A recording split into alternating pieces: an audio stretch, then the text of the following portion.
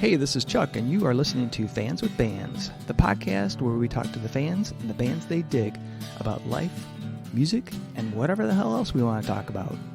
Today on Fans with Bands, we're talking to Convulsis. Check it out. Hey, this is Chuck with Fans with Bands, and I'm talking to Jimmy, Bubba, Adam, Garret, and Davy of Convulsis. How you guys doing? Good. Great. Yes. All right. Awesome. So Jimmy was kind enough to get me a copy of your EP, which was an evil born of the abyss, and I listened to it and I was like, holy fuck. I mean, you guys, it was just so goddamn heavy. When the first riffs of Servants of the Abyss, I was just like, Jesus Christ, what the hell? It was so fucking cool. So thank you first for, thank you for being on here, but also for making that fucking, the only bummer with it is it's only 4 fucking songs. That's the only problem I have. Yeah, gotta leave them wanting something, man. We got more on the chamber. Yeah. We got more on the chamber, man. Awesome. Yeah, because every tune rips. I mean, every single one was just like bam, bam, bam, bam. And it was like, May or may not have only one more song left. But yeah, it was so good. So, how did Convulsis come into existence? I'll take this one. So I was, I guess, I don't know. I was jamming in Play Gears a while back. Yep. And then I ended up leaving the band, and I ended up linking up with Chris from Shit Life for a little bit. And he has a project that I'm not going to tell anything about. I think it may be secret or something, but so he's doing another project, and I was jamming with him for a little bit, and he needed, I don't really shred, I just do rhythm. And so he needed a shredder, and he was like, hey, I need to get this guy. And I'm like, yo, your band, your call, do what you got to do. So as soon as that happened, I was like, well, shit, I got to do something. I was kind of starting to write. Yeah. And so I just started compiling material, and I think I had reached out to Adam and Bubba separately at different times, hey, you want to do something? And it just wasn't the right timing at the time. So finally we all started, Adam and I got together, started hashing out some stuff. And then Bubba quickly was already on board anyways. He was like, okay, yeah, let's all get in there. Had nothing going on. Yeah. And then Davy and I had already been jamming before in a band called Berserkules, which was kind of like a Pig Destroyer-y kind of just, tongue-in-cheek kind of grind kind of shit. Yeah, riff salad. With our boy Tony. So he ended up moving away. So Davey, him and I have been working on mainly just old school death metal kind of stuff on the side. And so we finally all just joined forces. And then I think you worked with Garret, right? Yeah, Zeke's Rock and Roll Barbecue in Ferndale. Oh, cool. Awesome. Got a sponsor. They're closed now. The food. I miss it. Yeah, I just remember slathering ribs in the back in the kitchen there. Bubba was Smoked there. that brisket for 12 hours. Son. Smoked that pork ass all the way. Basil and dry rub, rosemary and thyme and fucking assorted spices But no, anyway, yeah. So I worked with Bubba, and I was on fucking Facebook one day, and Bubba posted that he had a new project, and I was working on a new band. He dropped the demo. People. Yeah, he dropped the demo. If you post it, they will come, and he came. Yeah, He came already. Came, dude. Right there. But yeah, and I came in, auditioned, had a second audition. You can hear on the EP, he fucking killed it. So. Oh hell yeah! I mean that is what. So I'll be honest with you guys. Like sometimes I hear a thrash band and I love the music, but the vocals kind of just, I don't know, either they're maybe, everybody's got their own taste, but sometimes like maybe a little too punk or a little too death metal for the thrash element of it. But Garret, your voice is perfect. You got kind of this, I think of like Exodus, Yep, Zetro. Zetro, yeah. Zetro is Demolition Hammer, dude. You got Garret. Yeah. I do want to mention with him though too. He's a hip hop artist too, man. So like, he does his Genghis Khan shit on the side too. Oh man. no shit. Like yeah. So I mean, Awesome. you hear that like the fluidity like in the lyrics, man, like Yes, absolutely. it comes Great through. phrasing, Yeah, the phrasing exactly. You know, that rapid fire delivery to be able to get all those lyrics out, you know, but also have it be, you know, I like the enunciation. You know, you get the lyrics as opposed to it just being not, you know. Again, I love death metal too, but sometimes you're like, what the fuck did that guy say? I just want to say thank you, Chuck, you know, for the kind words, and I really appreciate that.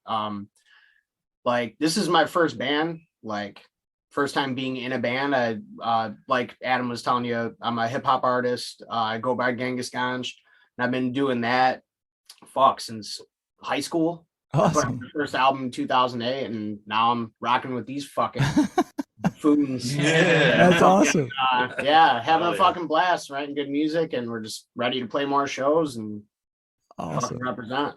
Awesome. So as far as the album, like, Jimmy, did you have it pretty much written, or was it like pieces of things, riffs ready to I had go? a lot of material already kind of compiled, but we sort of saw what was working, what wasn't, and like, I mean, there's like, I mean, I think there was like 10 songs or something. There's like, so we picked out like some choice nugs, and then like went from there.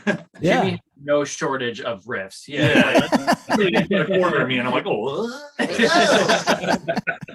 But, well, go ahead. Oh, I was just gonna say. So, what is the songwriting process like now that you've got like the full group? And I know Davy just was announced as the official bass player, but what is that dynamic like for you guys? Is it get together, people come up with riffs and throw it together and try to make a song, or does somebody come in and say, "Yay, man, I got this full idea," and you guys kind of check it out, maybe tweak it, and go from there? It hasn't been yet, just because we were sitting on so much material. Yeah, I think we were sitting on those songs like almost 2 years. Oh shit. Yeah, it's been a minute. I've been tweaking those songs for a long time, sending those demos out, like to see who was gonna like, hey, let's do something. You know, who bites, and so I'm like hopeful. Like, I mean, I know like everybody in this band is an absolute fucking powerhouse of talent. So that's where I'm like, okay, let's learn enough songs to kind of like play out, get a recording out. And then like now we can start kind of going in and start all writing together. That's the hopes, because we all can demo and record at our houses anyways and send each other shit. So that's, I think, going to be the real more fun in the band, honestly, because the writing will get more diverse and more like, it's just going to be awesome to hear minds coming together. Yeah. Because honestly, you know, everything on the EP I pretty much had written. It was just sort of like what I had, and you know, it's just the way it happened. Right. But like, writing wise, like we were all like on board. Like Davy's a guitar player usually, and he fucking crushes. He was in Two Neck Noose. Oh yeah, I remember. Yeah, so you know them, yeah. So like he did vocals and sang in that. So I mean, like I said, everybody's an animal, a beast in this band. So I'm ready. Like once we, you know, we're about to play like our second show coming up December 3rd with the other game. Yeah. Siphoned is so fucking good too. Recorruptor, So Recorruptor, my God, those guys. Yeah. Last Calling Jonestown. Last Calling Jonestown. Oh, awesome. Yeah. So it's the dynamic is yet to happen, I think. Which I'm really looking forward to. I think it's going to be really badass. The EP was just the tip of the iceberg. Yeah, just the tippity tip. Awesome. It's like, that's what I like to hear.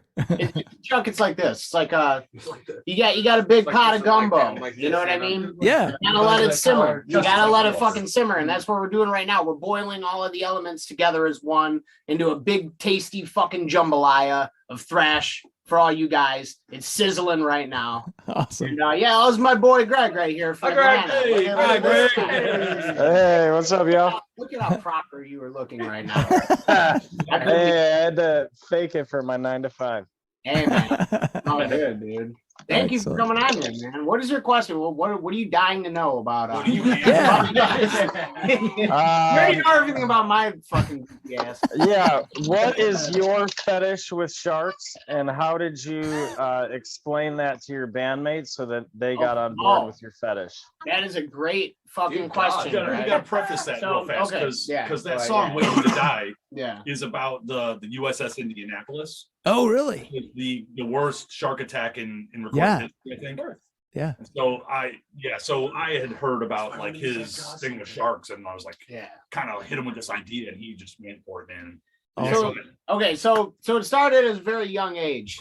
I was really terrified of fucking water and big water spaces. Yeah. And like, so my number one fear in life is being eaten alive in open water by a shark. That's real shit. But as a child, I could repeat and say fucking like all the sharks fucking proper like Latin names and shit like at a young age. I mean, I'm a major nerd now, but back then even worse. So that was my thing. My dad made me a Pinewood Derby car. There was a fucking shark that had a fin on it and shit. Awesome. And I was in Cub Scouts. So I've been obsessed with sharks forever.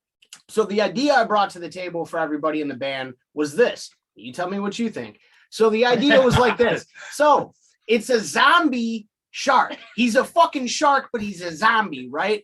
So he just scours the fucking earth in search of fucking bodies to chew on. From Rio de Janeiro to fucking sharks already do that. They do. He can't die. Quint you just can't die. No, he can't die. So Quint, dude, Quint could sit in his belly and stab him with a harpoon. He's not gonna fucking die. He's gonna keep coming back. So it was a zombie shark, but Jimmy's like, yeah, I don't know about all that. So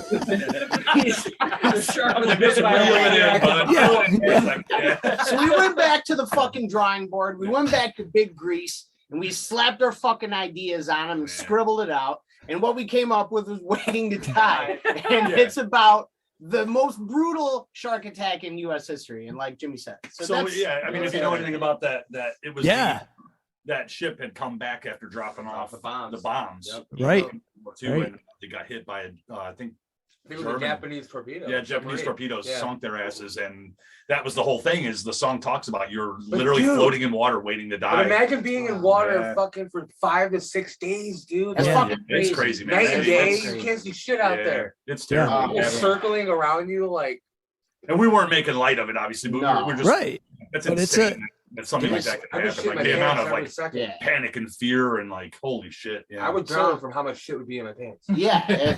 So Greg, what, I see you got that cigarette going. What you got another question for us? He wants to know when we're writing the I don't know. I didn't Tara Reid. I didn't prepare properly. Good. What's up, Chuck? You got more questions, I'm sure. Oh, sure. Yeah. Well, I was wondering, what is each of yours, out of the 4-song EP, which is the one that you love the most and why? Let's start with Adam. Oh, Adam hasn't talked much. Well, personally, man, like, I really love Poison Womb. It grooves really nice, like almost like a kind of like a Pantera vibe from like the early 90s.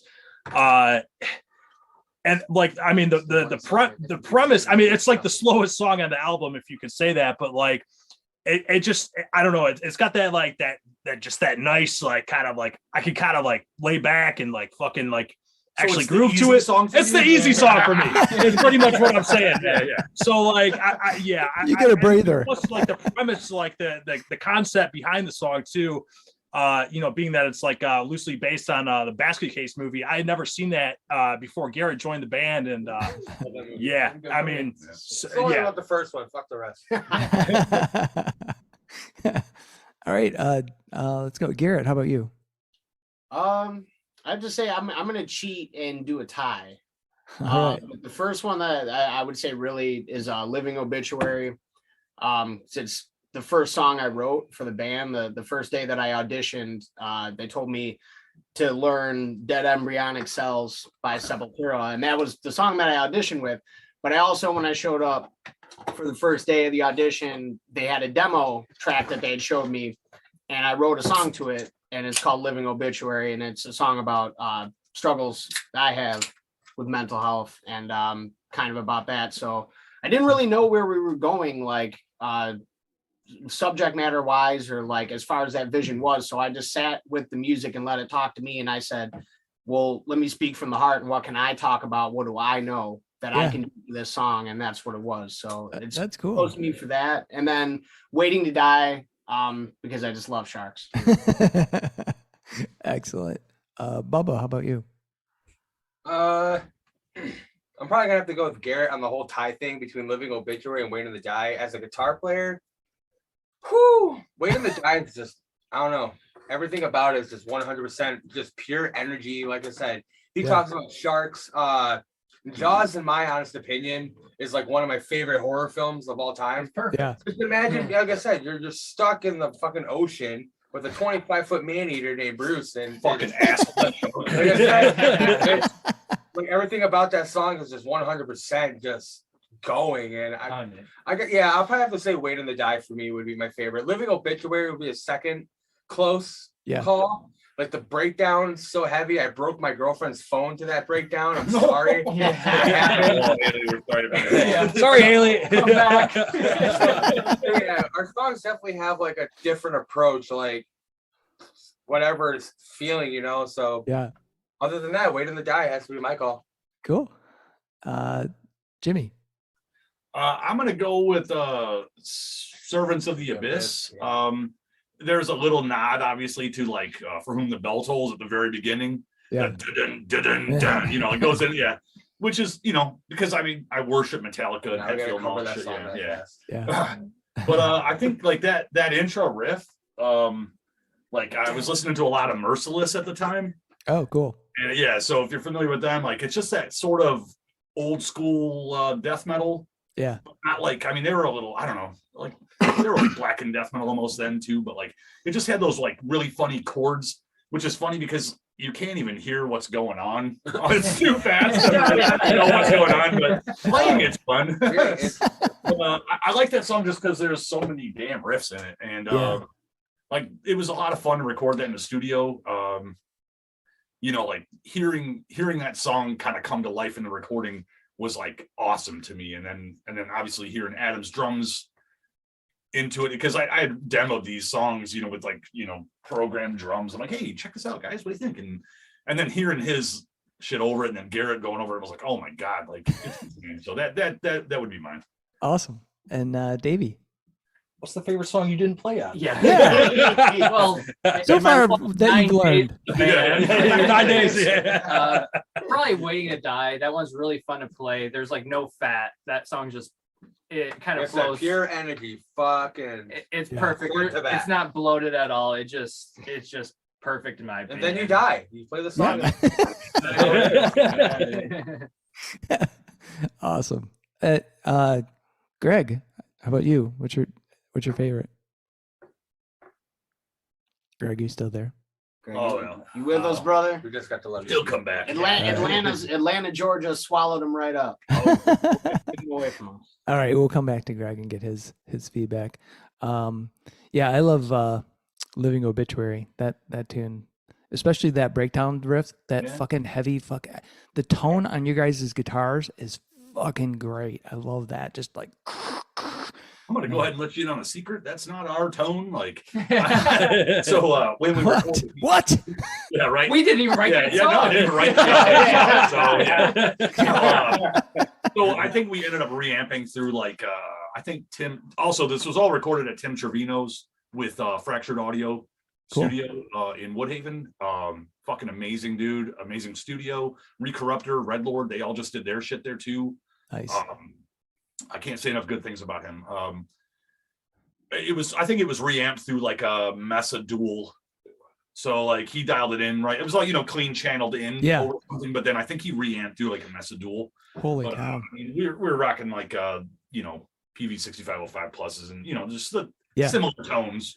Yeah. Yeah, man. That recording is crisp. It is. It's so good. So I'm kind of curious, like, how you guys got into wanting to play music. Was there a person in your life or a particular musician or something that got you wanting to play the instrument that you do and get into metal? Davey, how about let's start with you? David. Yeah. Growing up, I had buddies that knew how to play guitar, and like I had a cousin who played guitar. He showed me some Slayer and Megadeth. Like he played it in front of me. It kind of just blew my mind. So like that Christmas, I asked my mom to get me a guitar, and I learned Raining Blood, which my cousin tabbed out for me, and then I grew up like in CKY, so I learned that guitar. That was fun. Yeah. And then, you know, you jam and you find buddies that like music. I found a drummer and we started jamming, and I've kind of been playing in bands ever since. Awesome. Excellent. Adam, how about you? So pretty much I started picking up, I picked up the sticks when my brother lived in a trailer in Ypsilanti, and he pretty much had like almost like a shred factory, man. Like just like pretty much like any amp you could think of. I mean, granted, they were all like vintage, like, you know, like Supros, like, you know, old Fender amps that he would like find in Detroit, get them for like dirt cheap. And he found a drum set down there, I think for like $100, like something stupid. And I think it was just kind of like one of those like Inklings to me, just like, you know, like starting to just like kind of just like bang on him. But he kind of showed me like rhythm and like articulate like timing, like as far as like, you know, like learning like about the 2 and the 4 and like the kick on the 1 and the 3. So that was when I was about 9 or maybe 8. Holy shit. And yeah, so so from there, yeah, man, like I think my dad went to like a Belleville pawn shop and got me my first drum set when I was about 9. And you know, lo and behold, there was this company named Zico's that made this drum set, and they were usually done in like acrylic finish, but this one had like a birch wood, and there was only about 10 of them made. So I sold this for like fucking like $100 like years later. Come to find out, this thing's like worth a fucking fortune, dude. So, yeah. So, but yeah, man, like I don't know. I've just kind of like, you know, stuck with you know, like you know, just playing drums. Like I went to music school for a minute in Boston. And yeah, man, I mean, like to be quite honest with you, I mean, I listen to metal, man, but like my main focus is pretty much like jazz and like swing and that type of shit. So Really? Yep. Mm-hmm. Wow, crazy, man. That's fucking awesome. Thank you. Yeah, because you sound awesome in the fucking album, dude. Just fucking killer. I love it. Thank you. Love the playing. It's a drummer's drummer. Thank you, man. Yeah, that's awesome. Thank you so much. Garrett, how about you? Oh, I mean, I've been like huge into music my whole life. My dad was a drummer and a singer. He was actually in a doo-wop group in the 60s. Oh, cool. They're called the Classmen. They had a number 9 hit in Detroit at that time. Nice. So like he always like, so from a young age, like after that, he was in a bunch of different bands, like cover bands and shit. He had a country cover band. So from a young age, I was, you know, out watching him do that and everything. And I was always really into professional wrestling as well, which I worked in that as a manager, but that's a different story, whatever.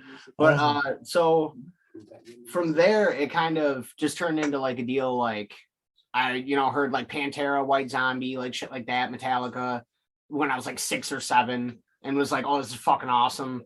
And then I fell in love with Esham, and like I remember seeing Dr. Dre, Nothing But a G Thing video on TV, and like, so I was a heavy metal kid that absolutely fell in love with hip hop. Nice. And I started rapping in high school, went from there, put out an EP 2008. I've been throwing shows, rapping since then, and then now I'm in a fucking thrash metal band. This motherfucker shows up in practice true. in like black metal shirts of bands I've never even heard of. I'm like, what is this? He's like, you don't know it. Like he's just metal through and through. Like I'm like saying the nerd thing, like you can see is just I'm a nerd dude, but whatever. But yeah. Thank you for question, man. I appreciate it. That was fun to answer. Bubba, how about you? So yeah, guess that is called comedic timing. So yeah, what got me in the music and what got me all inspired was definitely coming from my dad. Everything I want to say musically came from my dad. Growing up, I was like 5, 6, 7 years old. My dad has this old school classic rock vinyl collection from Dio, Priest, Deep Purple, Nazareth. I mean, you name it. Nice. Like MC5. He has every copy of the Rolling Stones, for fuck's sake. Everything's London label, original press. Oh, wow. You can't get anywhere. But growing up, I'm just like looking through all this stuff, hearing it through a sound system, you know, whatever. Yeah. But what got me into music and the instrument, so I'll go a little forward. I was like 12 years old, and all of a sudden I'm just hearing more heavier music, like Pantera, like Megadeth, all that kind of stuff came around. And my dad had a 1974 Ibanez Les Paul copy guitar. Nice. And he had that, and he would play it on occasion. And I just would periodically look at him. I'd be like, well, that looks kind of fun. So I told him one day, I was like, can I learn how to play that? Hands me the guitar. He's starting to, do the whole, no, your hand goes here, no, this kind of thing. That, all right. I know how you do it. That's not how you do it, Nick. Listen. But after that though, I kind of like said fuck that on the guitar, and I ended up starting to play bass, and I ended up getting a first act. Woohoo! Oh my god. No, a little first act, 15-watt bass amp, and then I'm just kind of like, this is kind of boring. So told my dad again, I want to play guitar. Now I'm like 13. And then just from right then and there, 13, started learning anything that I could, because I didn't have an amplifier. Oh. I had a karaoke machine. So all I really had to play on was this just horrible, weak, clean fuzz sound. Anything from blues to just whatever I could play. Eventually, my friend hooked me up with the DS1 distortion pedal. Oh, yeah. A little fucking fuzz going, a little more of a tone. Now, next thing you know, I'm in my first band, Hallstatt. That was a long time ago. That was high school days. And I've seen you guys play. Yeah, dude, we opened up for Overkill, except I was only like 18, 19 playing for these bands, and it was just shit. I'm like, this is what I want to do for the rest of my life. I don't care if I get paid. I just love doing it. Yeah. I got to be Bobby Blitz. All sorts of shit happened in my life. Europe, you name it. So now I'm here. Now I'm with these patch of fucking sexy fellas. So now we're just here, want to play more shows, make more music, and just, vibe with the scene. Wait a minute, you got to meet Europe? I got to meet Europe. I got to meet Germany. I got to meet Europe itself. All of Europe. No, that was great. Europe was fun, all in all. But yeah, Awesome. The whole 12 years old journey is now here. So yeah, man. That's crazy, man. That's awesome. Jimmy, how about you, man? So I was like a late bloomer with music, because like I grew up with a really kind of a strict Southern Baptist family. I learned acoustic stuff. Like my dad was like, here, you're gonna before this, my family is all, bluegrass, all from down South Virginia kind of area. Oh, cool. They all play like on the porch. Yep. Family reunions, we'd get together. Like I'd have an uncle on the fucking keyboard. Like I'd have my cousin Johnny. He'd be shredding the washboard out of a fucking banjo. Deliverance on banjo. But nice. I was already kind of really drawn to how fast bluegrass was, and I still fuck with like Stanley Brothers kind of stuff. Like they are amazing, and just insane. So I grew up with basically listening to like the Beatles and like just gospel music, not gospel, but bluegrass kind of stuff. So right. My dad taught me like G, C, and D. He's like, you're gonna play in the church, and I had to learn on a classical neck guitar, which at a if you know what I mean, it's like a huge neck, right, bigger than like a regular standard steel string acoustic. So so I'm like trying to stretch and get comfortable with this stupid thing, and so I went from there, and I think I was just telling Davy this earlier, like my metal awakening kind of was like I was 12, I was 94. If you do the math, I'm 40 now, so fuck you. So 94 was huge for me though, because like Sepultura had put out Chaos AD, Pantera put out Far Beyond Driven, Slayer had put out Divine Intervention. There were just so many great albums that came out at that time that like hearing it all like pulled me right in. I started on bass as well. My brother and I used to play. He was guitar and I played bass, and we just worshiped Metallica. So I just learned all the fucking Cliff Burton bass lines. Eventually, I just kind of wanted to write, and I was having trouble writing on the bass, and I was like, "Well, fuck it, I'm gonna pick up guitar then," and just took over from there. So, it all stemmed from my family, but it just grew into like me just.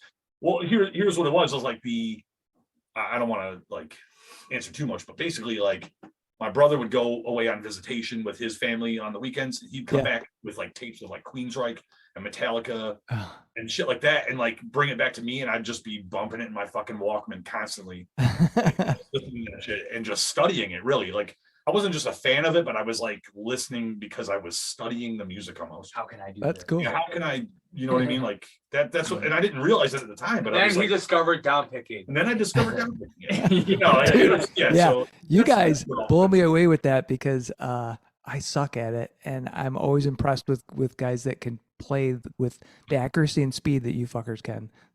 Yeah, fucking Yeah, awesome.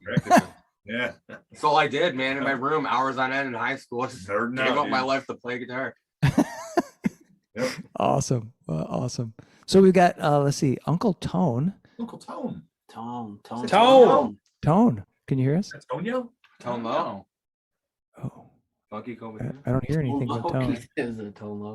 So Uncle Tone or Greg, do you guys have any questions for these Whoa. guys? Party foul. Hush. Oh. All right, I'm going to continue then. So, kind of along that same lines is like, and we might have touched on it a little bit, but what was the very first album you ever bought? And it could be a CD or fucking download. You know, I realize not everybody bought vinyl. You're not as old as fucking I am. So, I'll take it. all right, go.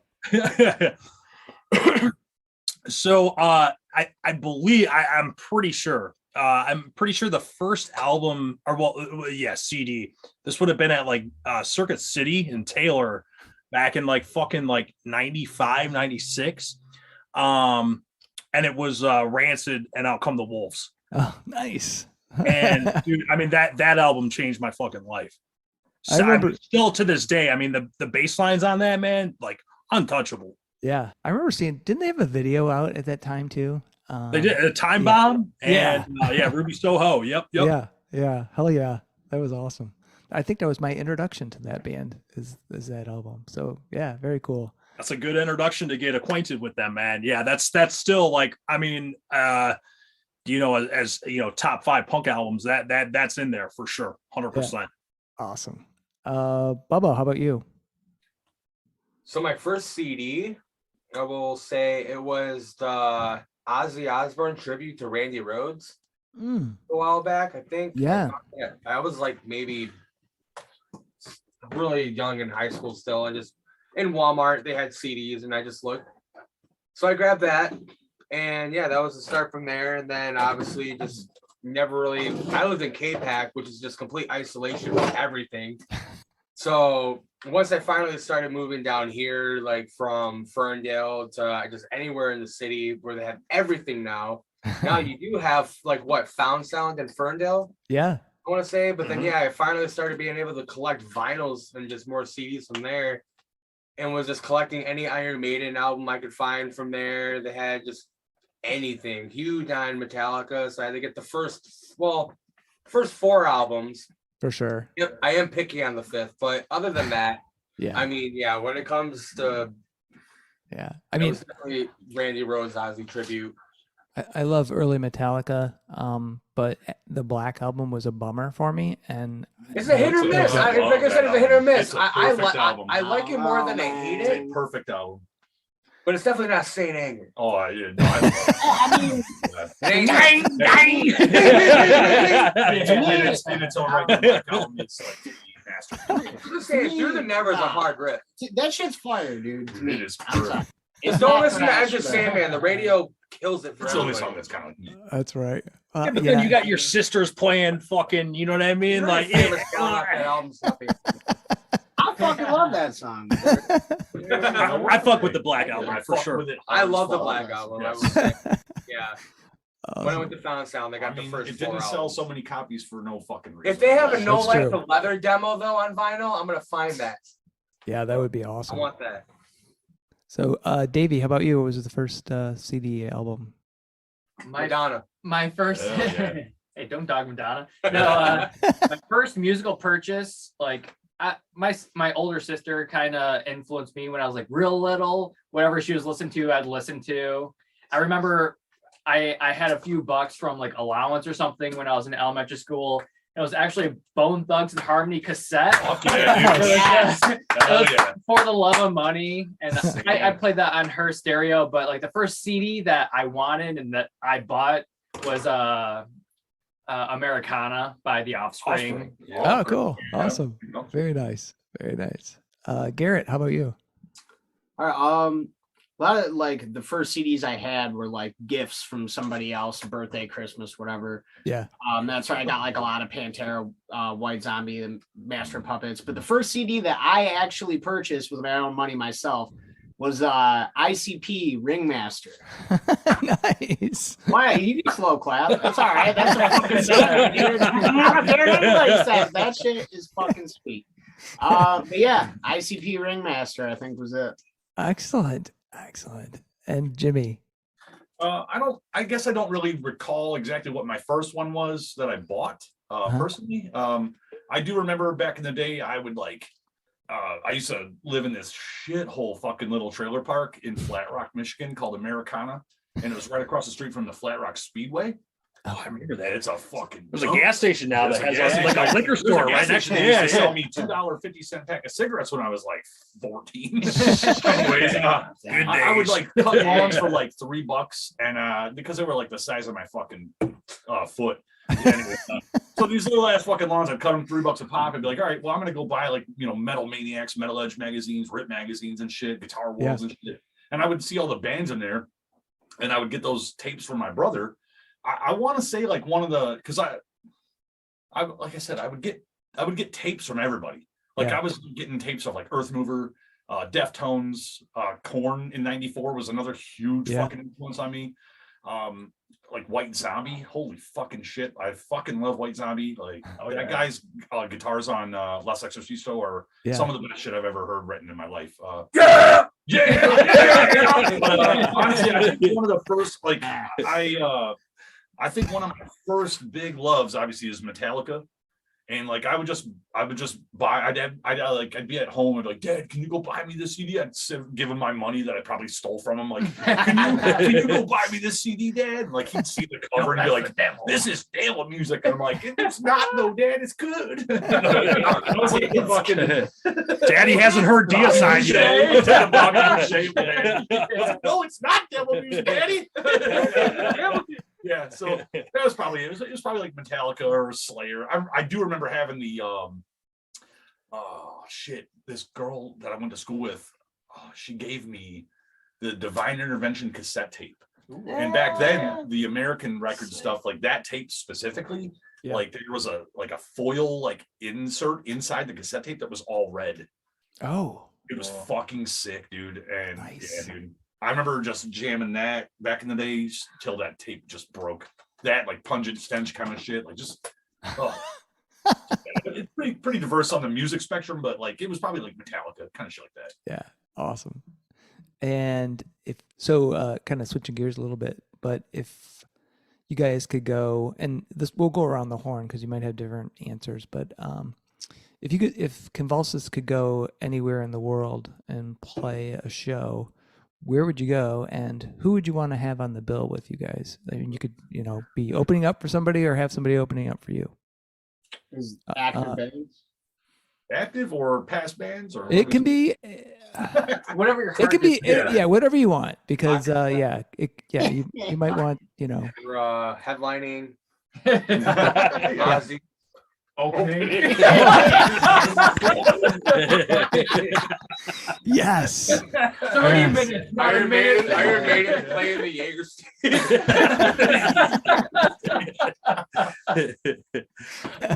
Oh man. All right. Davy. Honestly, Europe has all the best shows because they're a smaller continent. Like we have like stuff in Vegas. We have the FTA Fest now popping up. Like our country is just so goddamn big. It's hard for people to make it to these shows, like from all over the country.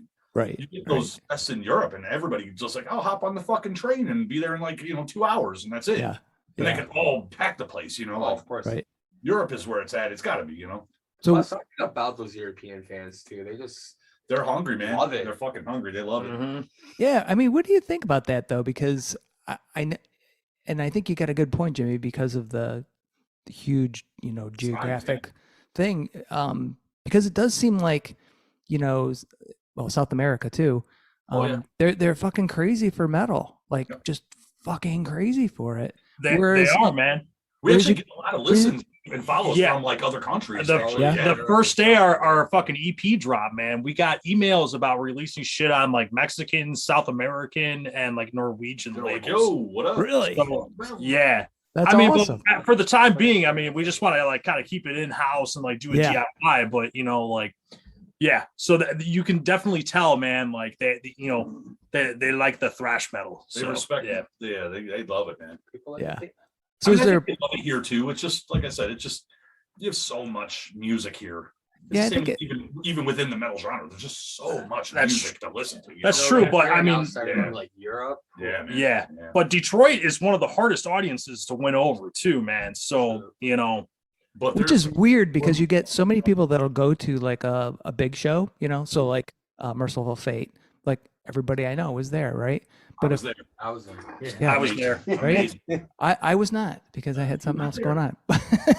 But I probably would have been there too. But then the next time, like, you go to a local show that's got killer bands and there's, I don't know, not as many people. And I don't understand that. I mean, even that Merciful Fate show when we were there, I was kind of surprised because it was like them creator, like I was like, damn, like they didn't sell the balcony. Oh, really? Yeah, that's why I was like, what? Like I was kind of like, damn, if I were on stage, I made this comment to somebody. I was like, if I were on stage looking out and the balcony was empty, I'd be kind of like, why didn't we move this to a fucking more intimate venue? Right. Yeah. But I mean, with COVID and everything, maybe they just, like scheduling and shit for events. I mean, who knows? Like, where was that at? Masonic? That was at the Masonic. Yeah. Which was so good, man. The sound was phenomenal. Yep. Just it's a cool place. I saw a priest there, like pre-pandemic. Oh yeah, was that with that Saxon and Black Star Riders? With Saxon. Yeah. Saxon kicked ass too. What a great show, man, for sure. Yeah. All right, so back to the question. So you, so Bubba, Jimmy, you guys are Europe, but any particular festivals you'd like to play if you were? Wacken Festival, man. Wacken. The Wacken Festival is like the festival of all metal festivals. Yeah. They have Dynamo in Holland too, I think. Yeah. Teen Extreme is and Hellfest. Yeah. Hellfest in too. France.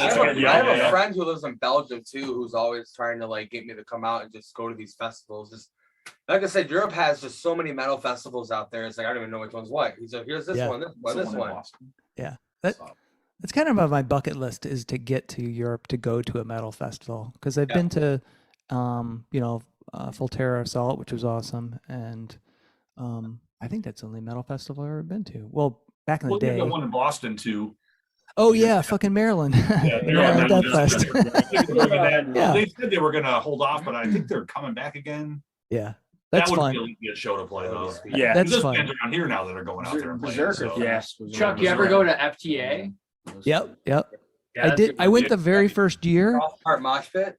Yeah, I went the first year, and I think it was Sacred Reich was playing. Yep. But then they switched it to the same weekend as the UP Beer Fest.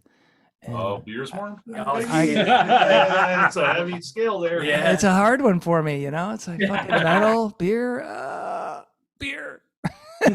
Honestly, like I would choose a cold ass beer rather than a fucking hot ass tent. Sweaty dudes, mosquitoes, sweaty pits and balls. Bunch of sweaty drunk fucks. No. It did rain during Origin when we went though, and it was phenomenal. It was awesome. It cooled it right off. Yeah. Oh yeah. Oh, so you guys were there the first year? Second year. Davey and I went to second year. Oh, okay. All right. So I was thinking we had a slip and slide at our camp.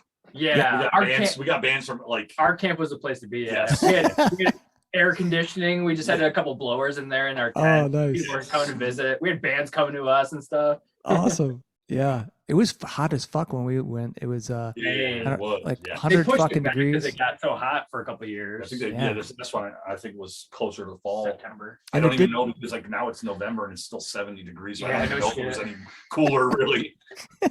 Thanks a lot, Joe Biden. Yeah. God damn it. So Garrett, how about you? If you could play anywhere, and where would you want to play, and with who? All right. It's funny you ask this question because I've actually given this a lot of thought. Excellent. All right, so to start off, Convulsis would be playing in Japan Nice. at Korakuen Hall during a Japanese deathmatch wrestling show. Fuck yeah. Right? So, and then I would get Discordance access to reunite and play. I would get Bleeding Through, and then Discharge would close. Oh, That awesome. would be my show. Excellent. Deathmatch wrestling show. Nice. Nice. I We love did it. that Fast Kill from Japan play too, though. Oh shit, I haven't heard of Fast it. Kill is What, fucking crazy. Was that with the cringy They have like vocals? the most God damn it, They have the most dude. muppety sounding vocals, but dude, those dudes fucking. Oh, they rip, yeah, for It's sure. But insane. I mean, going back to like what Chuck said about vocals too, man. yeah. Like, The make or break though, yeah. That will. I'm serious. And they're fucking nuts, dude. There's great bands, and they're talented musicians, but sometimes when I hear the vocals, it just doesn't work. And this is any genre, like Oh yeah. fucking folk rock, folk music, whatever. The vocals don't do it for me, And people sometimes love that shit, but fuck that. So anyway, Davey, how about you? Where would you go play? If I were to play somewhere, I think it'd be cool to play somewhere. I don't know specifically, but somewhere in Germany or Finland, Sweden or Poland. Out of those Nice. four, Yeah. just because that's where all my favorite bands come from. And on the bill, I'd have Us with like Decapitated, Decap, yeah. Bloodbath, Oh yeah. maybe Vader and Gore Guts, but they can only play from their first two albums. Yeah. That's my favorite. Yeah, I guess that's how I would narrow it down. I'd just roll a dice with whoever plays when and whatever city out of those, or whatever country out of those four countries, I guess. That'd probably be my guess. Yeah, Bloodbath. That new album they had is fucking killer. I love that. Yeah, one. that was the best album they put out in like 3 or 4 albums, in my Yeah. opinion. I love thought Bloodbath. it was fantastic. Adam, how about you? My dream ideal gig, man, would be probably playing in the basement of Nice Blood records in Norway, where Mayhem, there's the black metal. Oh, yeah. Yeah, do it like a basement show, man. Us, Immortal, as you can tell, like I'm a huge black metal fan, but like yeah, like Immortal, Morduk, 1349. Get the whole fucking gang together. Throw in some Dark Throne too, man. I mean, I don't think they've ever fucking played. I mean, granted, I think they played a show back in the early '90s, man. But that's about. So yeah, their second one is our show. Yeah. So another kind of question about getting to know you guys is what's your favorite movie? That's a good question. Let's start with Jimmy. I'm a big sci-fi guy, so it's going to be like a toss-up between like Star Wars or like Dune, Alien, like any of those, like Predator. Like I just love like sort of like alien horror. sci-fi horror type stuff. Yeah. Like, I love that shit, man. And there's a lot of new like more Western sci-fis that have been coming out, like the movie Prospect. Like it's probably boring as shit to most people, but like it's awesome. Great fucking movie, great idea. When did that come out? About the new Dune movies, because I read the books and they're awesome. So that Prospect movie, when was that out? Prospect came out like maybe in 2018-ish. 19, Okay. I'll have to check that out. Cool. It's got what's his face that played oh damn, what's his name? Kevin Bacon. Yeah, no, the Mandalorian. it's the guy that plays the Mandalorian, So, yeah. And then also Kevin Bacon. So they're on a planet and they get fucking footloosed. And, there you go. But no, it's Prospect. They're basically like on a planet to score like a Minerals and shit. or like some kind of mineral or whatever that or something in the future or something. But yeah, it's Cool. a really cool movie, well written, good soundtrack. Excellent. Bubba. This is a tough one. Favorite movies? God. Like I'm definitely like obviously people who know me outside of band stuff. Like I love horror films. Growing up, I want to say for just nostalgic reasons, 1988 Night of the Demons, the first one. Interesting. And just I don't know what it is about that movie. It just became that comfort movie where I would just watch it every fucking night over and over it, and just watch Linnea Quigley stick that lipstick in her tit. Like, I don't know, like anything from Return of the Living Dead, Night of the Living Dead. I'm just a huge horror buff kind of guy. Like, I love Jaws. Like, I don't know. I can go on and on when it comes to favorite movies. I just can't pick a favorite. But if there is one that sticks out a lot, The Toxic Avenger. Oh yeah. Not only is it trauma films, but it's super cheesy and super gory for just any horror movie lover. Like, you can't go wrong with The Toxic Avenger. And yeah, probably We need to talk. I'm saying. So, yeah, I can go all day on movies. Like, if I don't have to pick a horror movie, like The Warriors, for example. Oh yeah, that's awesome. One. Yeah. The Thing, if you want to go sci-fi, like The Thing. Yeah. Go on and on. So yeah. Fantastic. Davy. It's really hard to narrow it down to one movie. Like I was thinking, like everyone's saying a movie, I'm like, oh, that reminds me of this movie. Yeah. They Live, like, come on. Oh yeah. I really, really like the original Let the Right One In. Oh yeah. The original is like, I could watch that like every day. I really like Evil Dead 2. I really like Pumpkinhead. Yeah. Pumpkinhead.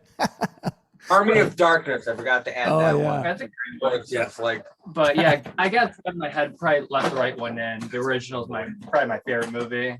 Yeah, that is really cool. It's a good concept too. Garrett, how about you? All right, I'd have to say the original Halloween and the original Texas Chainsaw Massacre. of course. Nice. Very Classics, yeah. Everybody says, those ones, but those stick out to me the most.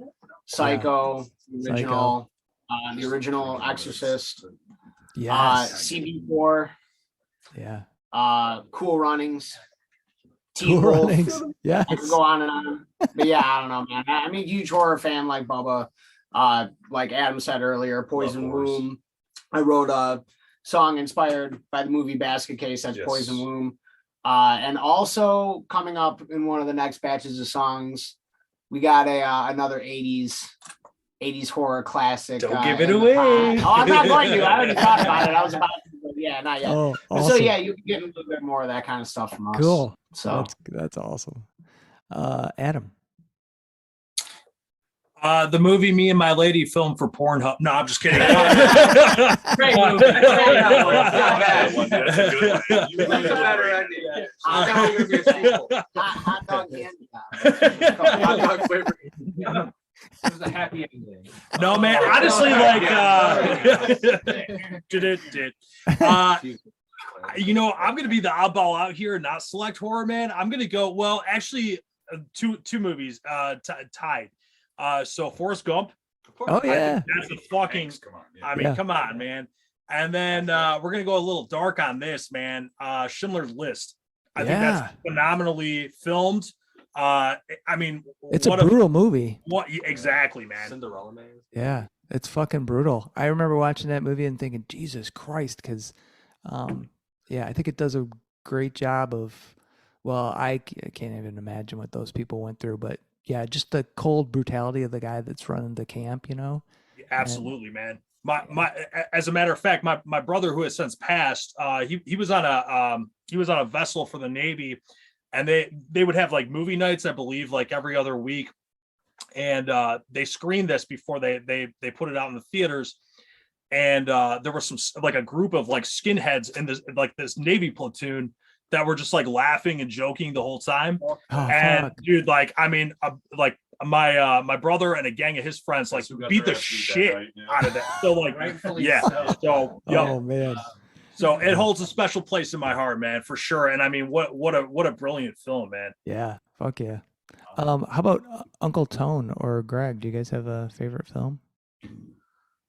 And you can write in the chat if you want. I would say, sorry, I've been listening the whole time. I'm just trying to corral three wild children. Big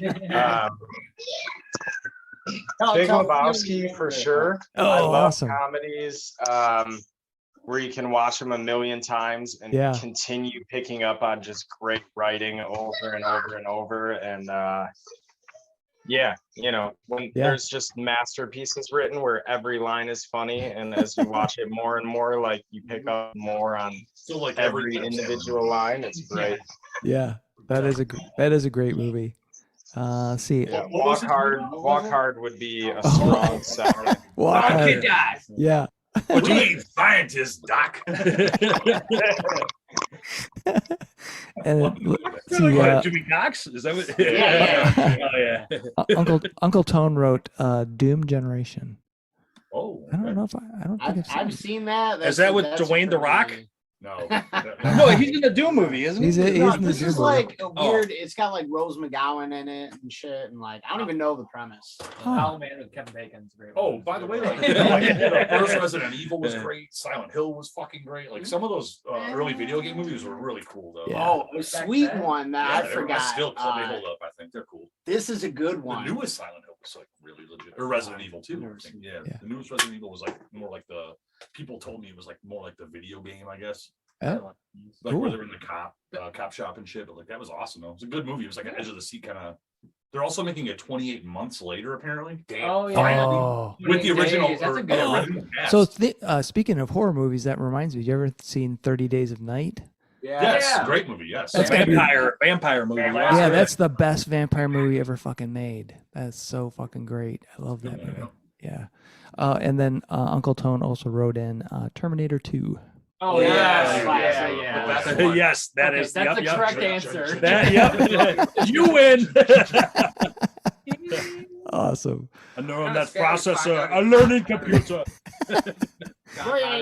Shot after that movie. The one I forgot though that I have to tell you about is it's a classic. It's often overlooked. I don't know how a lot of people leave this out of their list. No, is it? But it's gonna be Hard Rock Zombies. If you haven't seen that, that's a good one. You should check that out. Yeah. I brought it over to Adam's house the other day over here. We watched it, and he got through a good chunk of it. Yeah, like 50 minutes. It's fucking hilarious. It's so bad. There's no premise. There's no dude. There's like this little person coming out with like a leprechaun hat. That's another one. Leprechaun is a fucking awesome movie. I did find a movie. I think it's a Tubi original that I wanted to show Garrett. It's called Shark Side of the Moon. Sick. And it's literally they go to the moon and there's like fucking shark aliens. They like burrow through the sand and you see their fin in the shark sand. So yeah, like I was gonna tell you about that. Yeah. Starring Kevin Bacon. Yes. Powers was a good movie. Hopefully it's not as boring as Pink Floyd. Can we do a separate movie podcast? I feel like Oh fuck yeah. I mean, sorry, we're just talking about it. No, it's fucking good. It's awesome, man. Well, what are your favorite movies, Chuck? We want to know. Oh, okay. Well, shit. They're all over the place. So, The Thing is probably one of my. I can watch it all the time. You know, the remake with the Kurt Russell one. Yeah, Kurt Russell. Yeah, Kurt Russell. that one is so fucking awesome. I just watched it recently. Tombstone. I love that fucking movie. The Kurt Russell movie. Animal House is just fucking classic. And Christmas Vacation. I love that one. Movie, yes. And then I'm trying to think as far as like sci-fi, because that's really, I mean, Planet of the Apes, I fucking love. Soylent Green, Omega Man, but I would probably have to say Rogue One is like.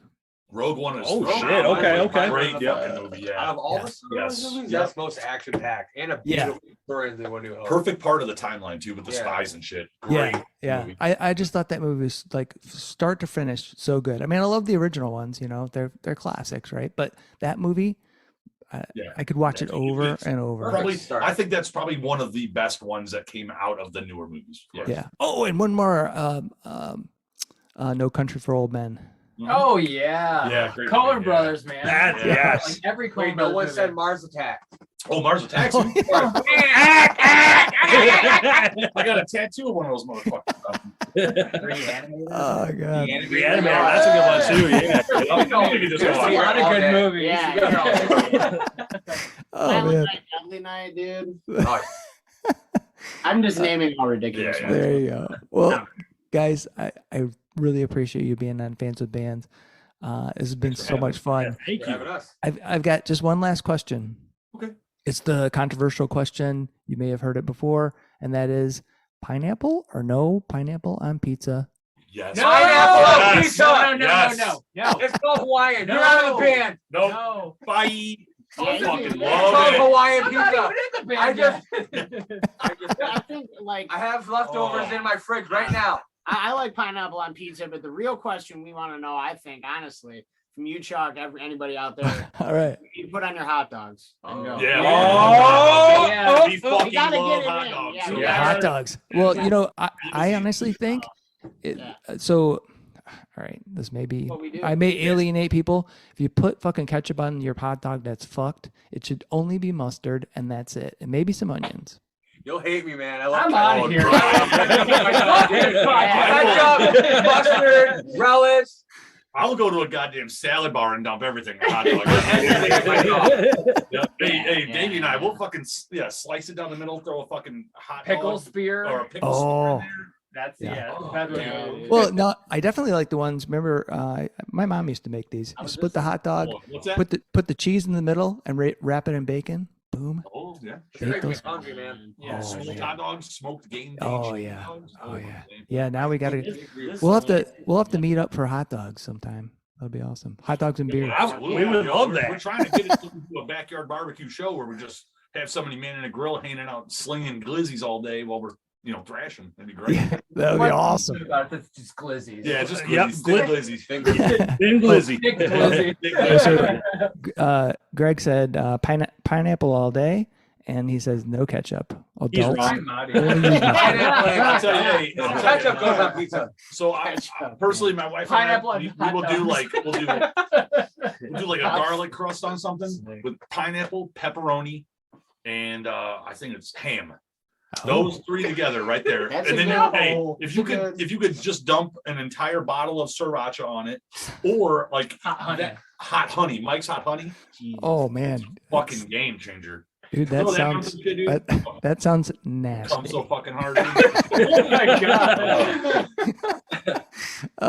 Well, guys, thanks again for being on Fans with Bands. I really appreciate it. Oh yeah, Thank you, Oh, Chuck. Thank you. Thank you. Thank you. We love what you do, man. Thank you Oh, for thanks. supporting local metal and local musicians. And yeah, man, keep on rocking in the free world. Doo, doo, doo, right. doo. All right, thanks, guys. Thanks to Jimmy, Bubba, Adam, Davy, Garrett, Greg, and Uncle Tone for joining me on this episode of Fans with Bands. Convulsis is thrash metal at its finest. The riffs and hostility on their debut EP is awesome. It was great fun getting to know the band and hearing their stories on getting together and music in general. We had a ball talking about movies as well. If you're near Flint, be sure to catch Convulsis ripping it up at Parts and Labor on December 3rd. If you can't make the show, for the love of God, watch their Facebook page for more shows, and then go get their music on Bandcamp. See the show notes for all the details and links. These are tough times for everyone in the creative industries such as music. Your support of live streaming, purchasing music, and merchandise is critical. If you can help out your local artists, please do. If you are in the Michigan area, consider following the Playing in the Detroit Area Tonight Facebook page. It is a place for fans and bands to support each other and share our combined love of music. Thank you all so much for listening. Be sure to hit subscribe on your favorite podcast service to get each and every episode of Fans with Bands. Spread the word by rating the show and leaving a comment. We want to hear what you think. You can keep in touch by following us on social media. This is a Life in Michigan production. Until next time, be well and kick out the jams.